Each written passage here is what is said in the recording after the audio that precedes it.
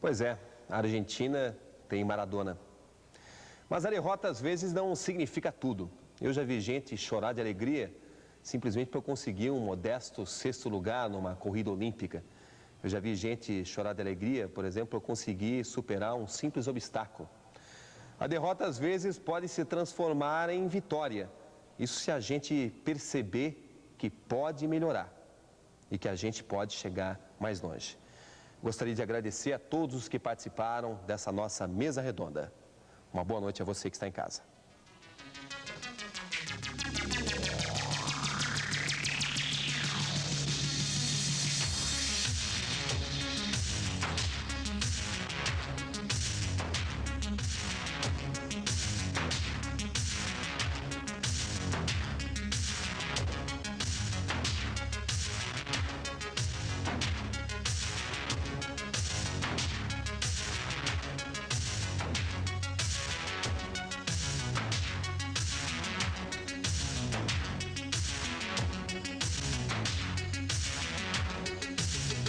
Isso aí, acho que serviu de lição, né?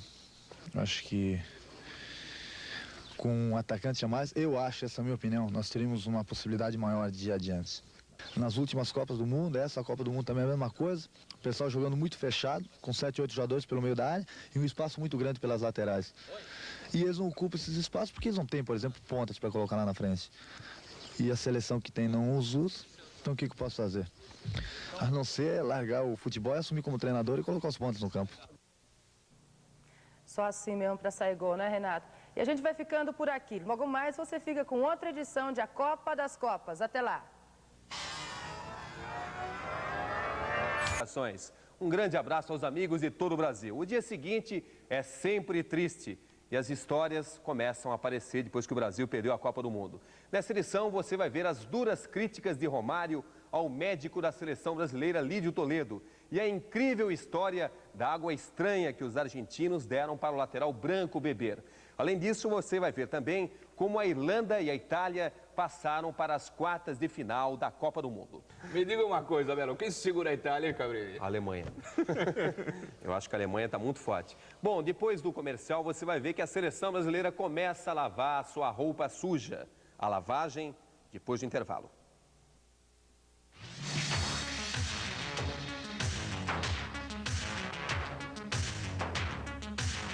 O repórter Paulo Lima acompanhou hoje a debandada da concentração de Haste. Uma manhã de entra e sai na porta da concentração da seleção brasileira. Os carros subiam e desciam em velocidade. Alguns com mulheres de jogadores, outros com jogadores e membros da comissão técnica. O policiamento, como sempre, era reforçado. Não demorou muito e deu para perceber que a seleção estava debandando. Acácio, Jorginho, Ricardo Rocha, Zé Carlos e Silas voltaram hoje mesmo para o Brasil.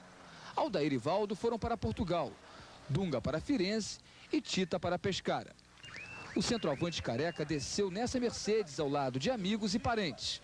O destino dele Napoli. E Bebeto, outro centroavante da seleção, estava junto com o amigo Romário. Sem muita pressa, parou, conversou com jornalistas e falou sobre o futuro dele. Agora temos o Campeonato Carioca, que vai ser importante pra gente também.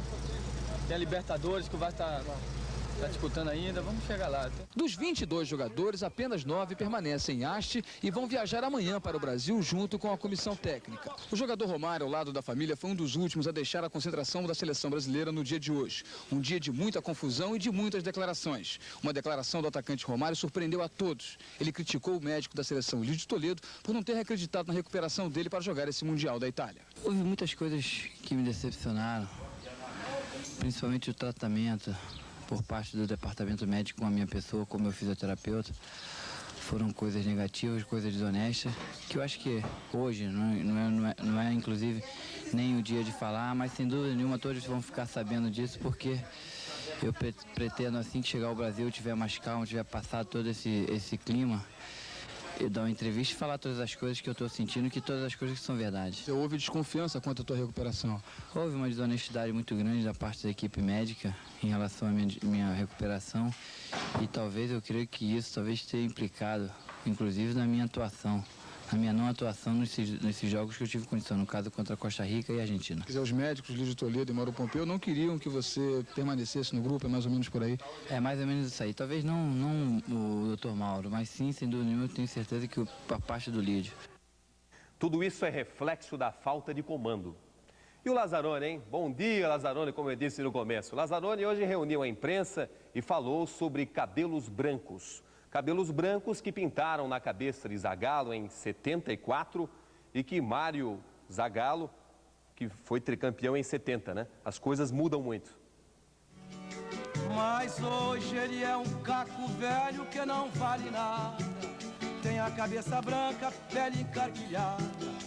Faz até pena ver o seu estado. Meus cabelos estão brancos, ficando mais ralo. E vejo o Zagallo, é jovem ainda, mas com eles bem grisalhos. E ele ganhou, hein? E ganhou tudo, hein? Seria bom, de repente, um outro companheiro desenvolver uma outra proposta, um outro trabalho, e nós, na condição de profissionais, de trabalhar em outro clube, auxiliar indiretamente. Eu acho que a proposta é para o Nelsinho aí. Nós perdemos um jogo onde fomos melhores, onde mandamos, onde o próprio adversário reconheceu a superioridade e agradeceu a Deus por ter tido um aproveitamento. Quantos anos você envelheceu desde que assumiu a seleção? Acho que envelheceu quantos anos? Eu não sei não, mas... A vida é essa, é um segundo que se esvai depressa.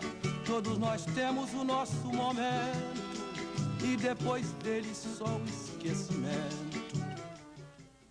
Bom, ele não é o único culpado, né? Mas o que vocês vão ver a partir de agora é que o tal grupo fechado do Lazzaroni não passou de história para boi dormir. Foi em nome dessa conversa fiada aí que o Lazzaroni cometeu absurdos como ter deixado de convocar jogadores imprescindíveis como Neto, Júlio César, João Paulo. Foi em nome desse mesmo grupo fechado que o Lazzaroni levou o Tita e o Bismarck só para fazer turismo na Europa.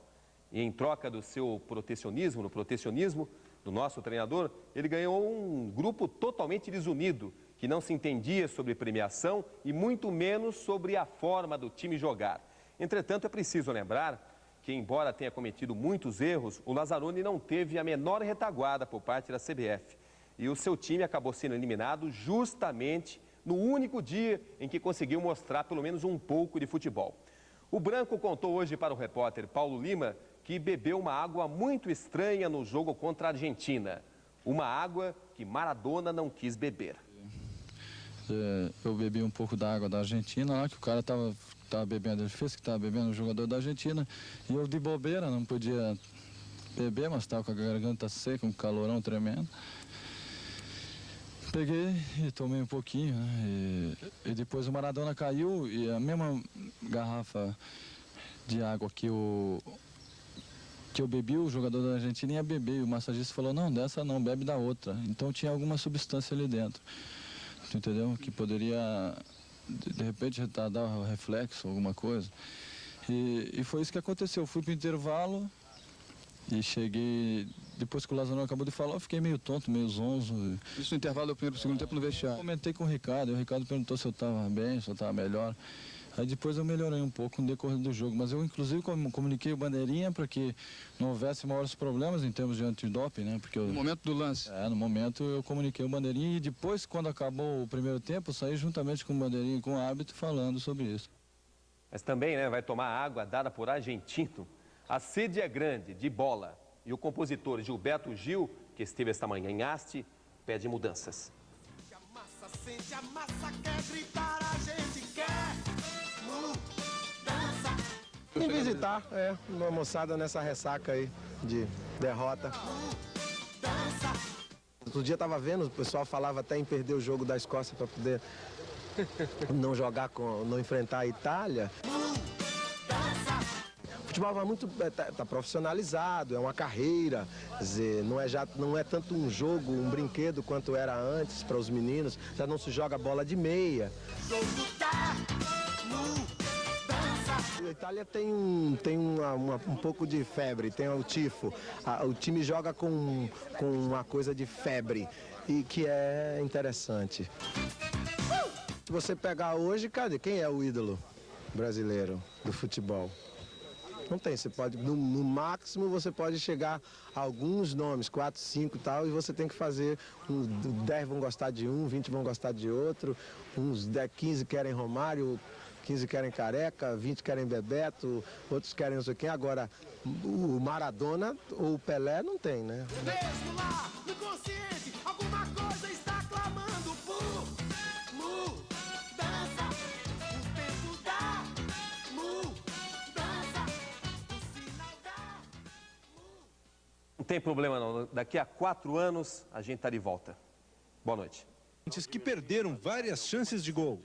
Você admite que errou em alguma ocasião nessa fase de participação da seleção brasileira, Lázaro? Errei porque deixei de fazer o gol. Eu, nas minhas peladas, eu fiz os meus gols. Esse foi o principal defeito do Brasil, as finalizações? Eu acho que sim. Entre os jogadores que ainda estão em haste, foi difícil encontrar uma boa explicação para a derrota. O Ala Branco, por exemplo, não jogou bem ontem e apresentou como justificativa uma denúncia grave. Houve uma história que eu tomei um pouco d'água do pessoal lá da... De amor pelo futebol. O futebol do Brasil que foi grande no passado e que um pai acreditou. Eu até não diria só ganhar, mas pelo menos se apresentar bem. Eu acho que uma Copa do Mundo se ganha às vezes com um gol de mão, como Maradona fez, uma bola tirada de mão, como Maradona tirou agora, mas pelo menos se apresentar bem, com dignidade, se apresentar bem. Tá certo, mas o assunto agora é a grande decisão do Mundial da Itália.